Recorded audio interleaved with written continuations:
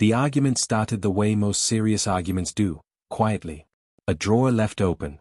A tone of voice that carried more weight than the words themselves.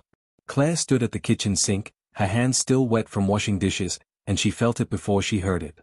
That shift in the air. The kind that tells you something is about to break and can never be put back together the same way. Her husband, Daniel, sat at the kitchen table with his phone face down in front of him. He had done that a lot lately. Placed it face down. A small gesture, but Claire had noticed it weeks ago, and every time she noticed it, she told herself she was being paranoid. People put their phones face down. It meant nothing. Except when it meant everything. "I called your office today," she said, keeping her voice even. She did not look at him. She kept her eyes on the water running over her hands. "They said you left at 2. The pause that followed was only 3 seconds long. But in those 3 seconds, Claire counted every moment of the past 8 years. The wedding in the rain. The miscarriage they never fully talked about. The way he used to reach for her hand in movie theaters without thinking about it. 3 seconds. And then he said, "I had an errand." "An errand," she repeated. "Claire. What kind of errand takes 4 hours, Daniel?" He pushed back from the table. The chair scraped across the tile floor and the sound of it cut through her like something cold. He walked to the window and stood there with his back to her, looking out at the dark yard, and Claire felt the strangest thing. She felt sorry for him. Even then. Even in that moment when she already knew, somewhere deep and quiet inside herself, that the life she had built was leaning hard to one side. They lived on the edge of the Black Hills, in a small South Dakota town called Harlow. Population 940. A place where everybody knew each other's truck and everybody's dog knew the way home. It was not the kind of place where secrets survived long. But somehow, Daniel had managed. He turned around. His face looked tired in the kitchen light. Not guilty. Just tired. And that was somehow worse. "I have been seeing someone," he said. "I am not proud of it. I should have told you sooner." Claire set down the dish she was holding very carefully. She dried her hands on the towel by the sink. She did not cry. She had always been the kind of woman who cried later, in private, where no one could use it against her. Right now she just felt the floor beneath her feet and tried to remember what solid ground felt like. "How long?" she asked. 7 months. 7 months. Their anniversary had been 6 months ago. She had made reservations. He had brought flowers. She had thought, that night, that things were getting better between them.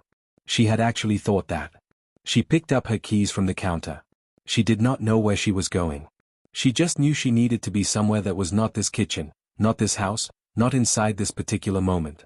She drove without thinking, and the road took her where it always did when her mind went blank, up toward the ridge, past the old pine breaks, toward the stretch of land that bordered the reservation. She had driven this road 100 times. At night it felt ancient. The hills rose dark on both sides, and the sky above them was packed with stars so thick it looked like something spilled. She pulled over near the old stone marker at the bend in the road. She sat in the dark and breathed. And that is when she saw the light. Not a house light. A fire. Small and steady, burning in the hollow between 2 hills where no fire should have been. And beside the fire, perfectly still, sat an old man. He was looking directly at her car. As if he had been expecting her. Claire did not get out of the car right away. She sat there for a long moment, hands still on the steering wheel, watching the orange light flicker across the old man's face. He had not moved. He was not waving, not calling out, not doing anything that would suggest he needed help. He was simply sitting. And watching. Most people, alone on a dark road at night, would have driven away. Claire had never been most people. She had grown up in these hills. She knew the land. And something about the stillness of the man by the fire felt less like danger and more like an invitation. She got out of the car. The air was cold and sharp with pine. Her boots crunched on the gravel as she walked toward the hollow. The man did not stand. He was old, she could see that more clearly now. His face was deeply lined, the kind of lines that come from decades of weather and sun and thought. His hair was white and pulled back. He wore a worn flannel shirt and sat on a flat rock as though he had sat on that same rock for years.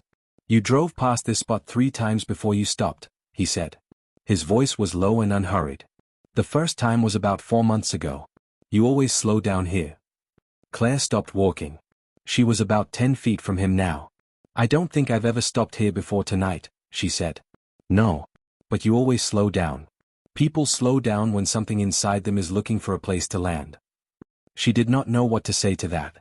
She stood at the edge of the firelight, and he gestured to a rock across from him. She sat down. His name, he told her, was Joseph Stands Alone. He was Lakota.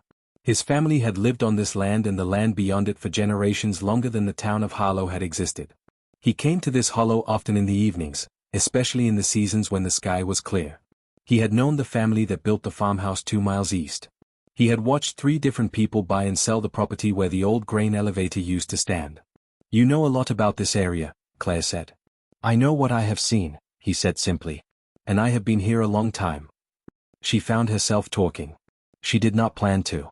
But there was something about sitting beside a fire in the dark, beside a man who asked nothing from her, that made the words come loose. She told him about the kitchen. The phone face down on the table. The 4 hours Daniel could not account for. The 7 months. The flowers he had brought on their anniversary. Joseph listened without interrupting. He fed a small stick into the fire. He did not offer sympathy and he did not offer judgment. He just listened with the kind of full attention that most people save for things that matter to them personally, and Claire realized, after a while, that this was rarer than almost anything. When she finished talking, he was quiet for a moment. Then he said, "The hardest part is not what he did. The hardest part is what you already knew and kept from yourself." She felt the truth of it land somewhere in her chest. "I knew," she admitted.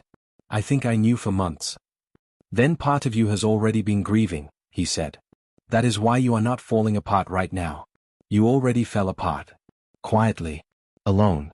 While he was still in the house with you." They sat together a while longer. At some point she realized she was no longer shaking. The cold was still there, but the shaking had stopped. Joseph told her that in Lakota tradition there is a concept, not easily translated, about the difference between a wound that is hidden and a wound that is seen. A hidden wound keeps bleeding. A seen wound begins to heal. He said it not as a lesson, but as something he was simply sharing. The way you share a thought with someone sitting beside you.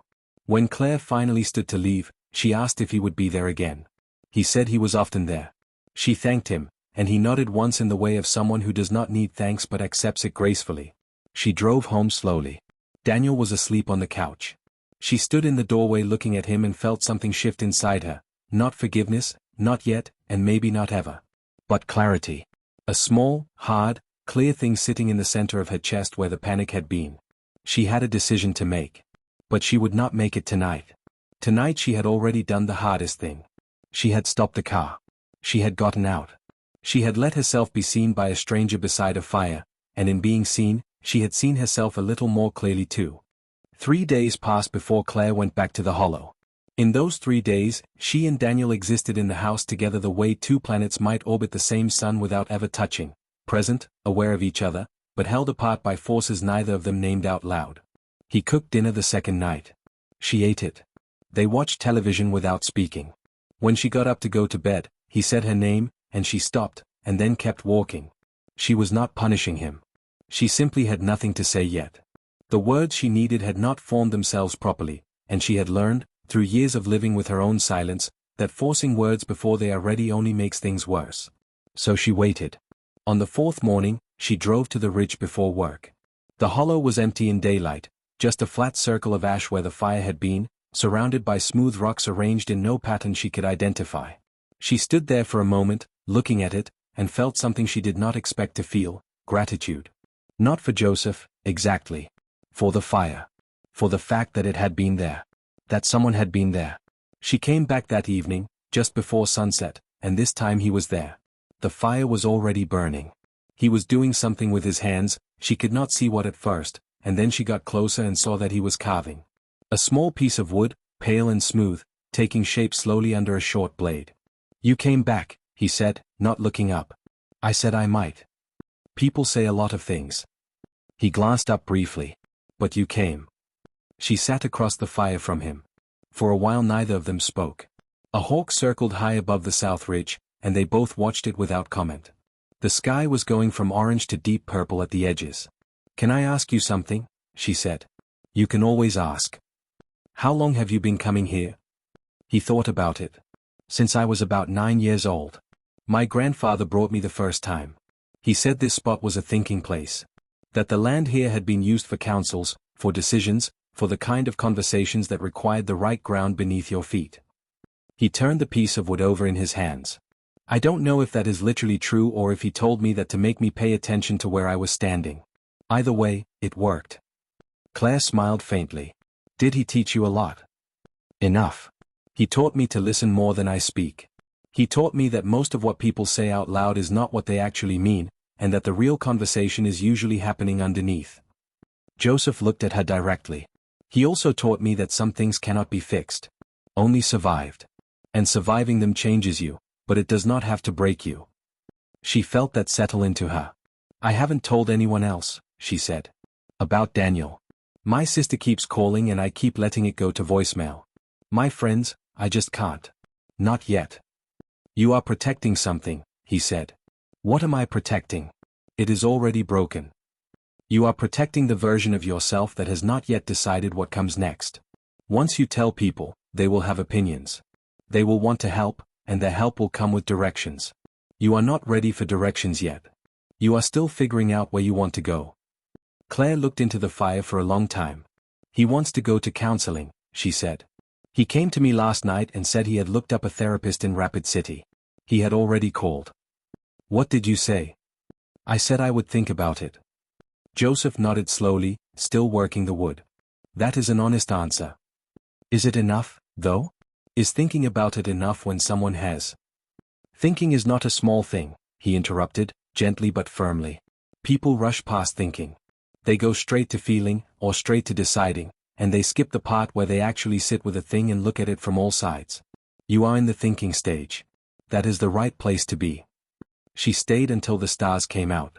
Joseph told her about the Black Hills, not the tourist history, not the political history that she partly knew, but the older stories.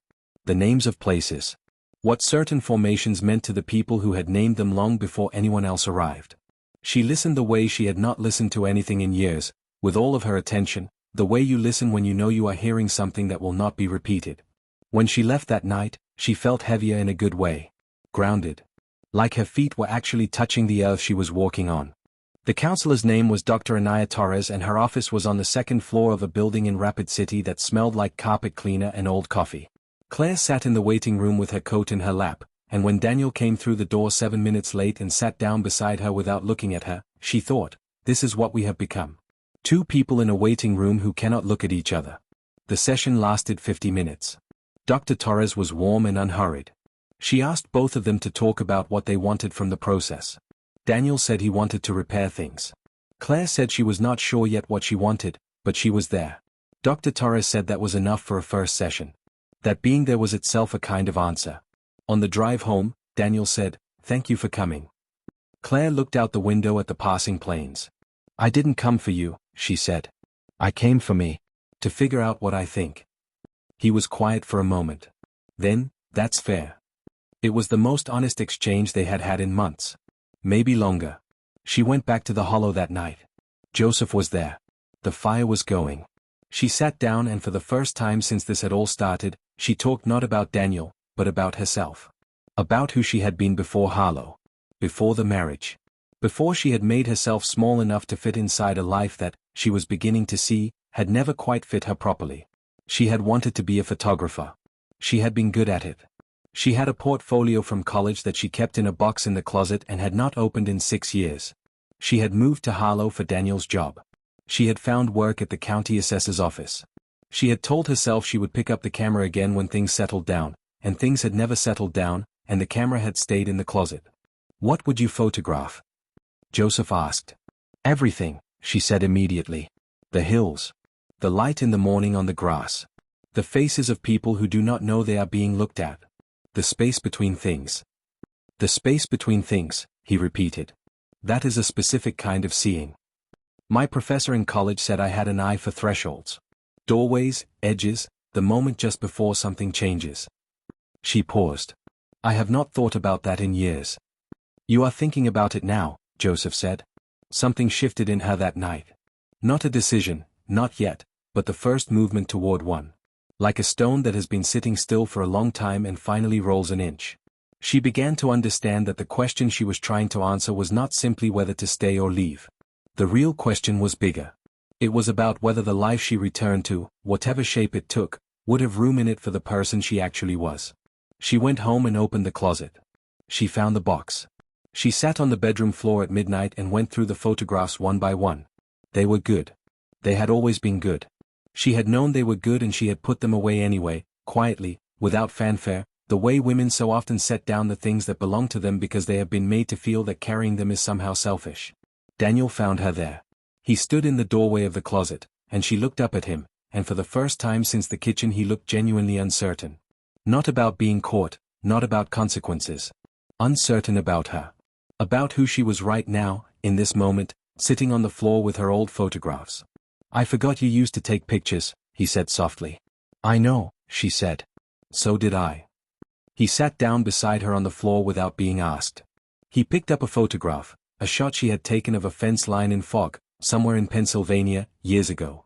He looked at it for a long time. "This is beautiful," he said. And she believed that he meant it. And she also understood, with sudden and painful clarity, that loving someone and truly seeing them are two very different things. That he had loved her all along, perhaps. And had never, not once, fully seen her. That night she lay in bed and thought about what Joseph had said about wounds. The hidden kind and the seen kind. She thought about how long she had hidden herself, not from Daniel, but from herself. How the marriage falling apart had been terrible, yes. But it had also cracked something open. And through the crack, she could see light. 6 weeks after that night in the kitchen, Claire made her decision. She did not make it in a dramatic moment. She made it on a Tuesday morning in the county assessor's office, between two property valuations, when she looked up from her desk and through the window and saw the light hitting the hills in the way it only does in early November, low and golden and precise, like something that knows it is temporary and is not ashamed of it. She picked up her phone and called Daniel. When he answered she said, "I don't think I want to keep going with the counseling." There was a long pause. "Not because I don't think it could help," she added. "But because I think what I'm working through isn't about us. It's about me. And I need to do it on my own terms." He was quiet for a long time. Long enough that she wondered if the call had dropped. Then he said, "Are you saying you want to end the marriage?" "I am saying I need some time to live differently. I do not know what that means for us yet. But I know I need to start." He said he understood. She was not sure he did, not fully. But the conversation was honest, and that was more than most of what they had shared in the past 2 years. She drove to the Hollow that evening for what turned out to be the last time in that season. The weather was turning, and a cold front had blown down from the north, and she knew the evenings by the fire would not last much longer. Joseph was there, as she had come to expect him to be, calm and present beside a fire that seemed to be the same fire every time, eternal in its own small way. She told him what she had decided. He listened. Then he said, "Do you feel it is the right thing?" "I feel it is the honest thing," she said. "I think right and honest are the same thing, sometimes. Maybe most of the time." He nodded. "Your grandfather, did he give you good advice?" she asked, not sure where the question came from. Joseph smiled for the first time in all their evenings together. It changed his whole face, made him look younger and more open. "He gave me true advice," he said. "Sometimes it was good and sometimes it was hard. But it was always true. He never told me what I wanted to hear. He told me what I needed to see." She thought about that. "I didn't have someone like that." "You had yourself," he said. "You just stopped listening for a while." She left Harlow 3 months later. Not running, she made that distinction carefully, in her own mind, because the difference mattered. She found a small apartment in Rapid City. She enrolled in a photography workshop. She sent 3 of her old prints to a gallery in Sioux Falls on the suggestion of the workshop instructor, and 2 of them sold within the first week. She and Daniel filed for a legal separation. They were not unkind to each other in the process. They divided their things without fighting. He kept the house. She kept the camera equipment she found in the back of the storage unit, the boxes she had not opened in years. He called her once, a month after she moved out, and told her he was still seeing the counselor on his own. She said that was good. She meant it. She thought about Joseph often. She drove back to the Hollow once, in late spring, on an afternoon when the light was doing the particular thing she had been trying to capture in photographs for 30 years. The ash ring was still there. The rocks were still arranged in whatever pattern they made. No fire. No old man. Just the Hollow, quiet and full of itself. She set up her camera on a tripod and took a series of shots. The ash circle in the fading afternoon light. The shadows of the pines stretching long across the grass. The space between the 2 hills where the sky came down close, the way sky does in the plains, pressing low against the earth like it is trying to hear something. She did not know if Joseph Stands Alone was still alive. She did not know if she had found him or if he had found her. She did not know if the fire was always burning out there on the ridge and she had simply never stopped long enough to see it. What she knew was this: on the worst night of her life, she had pulled over on a dark road, and gotten out of a car, and sat beside a fire with a stranger who asked nothing from her and gave her everything she needed. She had been seen. And in being seen, she had learned to see. The photographs from the hollow were the best she had ever taken. When the gallery framed them and hung them, they called the series simply Threshold. Visitors stood in front of them for a long time, longer than people usually stand in front of photographs.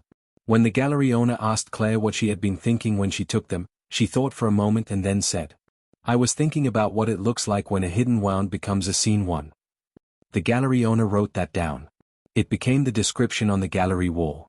And somewhere in the Black Hills, on a flat rock beside a fire that never seemed to go out, an old man sat in the dark and looked at the sky, full of stars so thick it looked like something spilled, and he knew, the way certain people simply know, that someone, somewhere, had finally found their way home.